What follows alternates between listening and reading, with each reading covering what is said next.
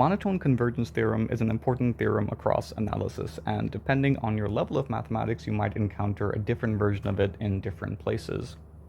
For example, the advanced version, due to Lebesgue, is encountered in measure theory.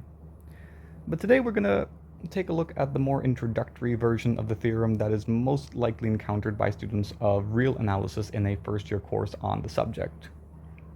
But before we dive into the theorem and its proof, let's first recap some important concepts related to it. Starting off first and foremost with the concept of a monotone sequence itself. Now, a sequence is monotone if it is either non-increasing or non-decreasing, where the terms non-increasing and non-decreasing are preferred over the more strict terms of increasing and decreasing, to account for successive terms being equal, which of course could happen depending on how you define the sequence. Straightforward examples include increasing and decreasing sequences. For example, the sequence an equals 1 minus 1 over n is an increasing sequence. A classic example of a decreasing sequence would be the sequence of harmonic numbers. And of course, there could be sequences that are neither non-decreasing nor non-increasing, that is to say, they're not monotone at all. The sequence Cn equal to negative 1 to the n minus 1 over n, also known as the sequence of alternating harmonic numbers, is a non-monotone sequence.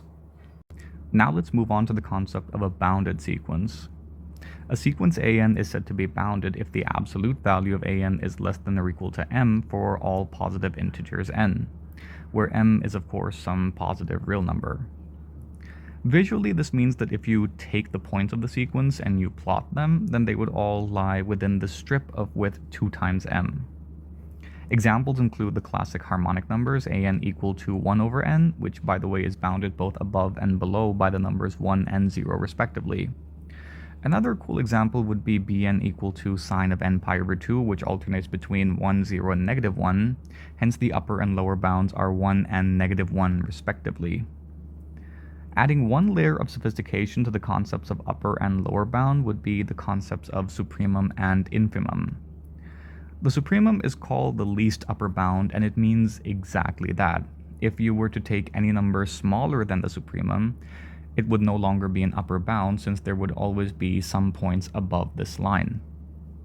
It's a similar story for the infimum. It's the greatest lower bound, so if you increase it, it's no longer a lower bound. In our example, if you increase this number beyond 0 by even the slightest amount, you could always find a positive integer n such that 1 over n is greater than epsilon no matter how small you make the number epsilon.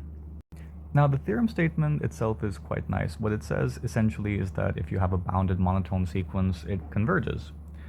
More specifically, if you have a non-decreasing sequence, it converges to the supremum, and if you have a non-increasing sequence, it converges to the infimum. For example, the sequence an equal to 1 minus 1 over n is an increasing sequence. The supremum is equal to 1, and the limit of an as n tends to infinity does indeed equal 1. A more interesting example would be the sequence bn equal to 1 plus 1 over n to the n, which is again increasing, and the supremum of this thing is the celebrated number e. And the limit of this thing does indeed converge to e, which is of course a celebrated exercise in introductory calculus. Okay, cool. I guess now we can present a proof. We'll prove the theorem for the case of a non-decreasing sequence, and of course the proof for the non-increasing case is pretty much identical. So say that an is a non-decreasing sequence bounded above by the supremum m. That means that an is less than or equal to m for all positive integers n.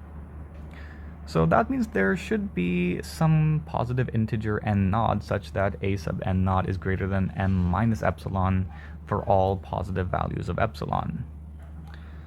But wait a minute, the sequence an is non-decreasing, so that means we could write the following inequality, that is m minus epsilon is less than a sub n naught, which is less than or equal to a sub n, which is less than m plus epsilon, because again m is the supremum.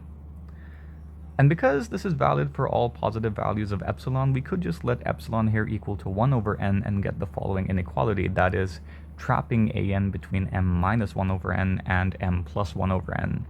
And from here it's trivial to see that the sequence an does indeed converge to m, that is to say the supremum. I hope you enjoyed the video. Be sure to like and subscribe. Thank you. See you next time.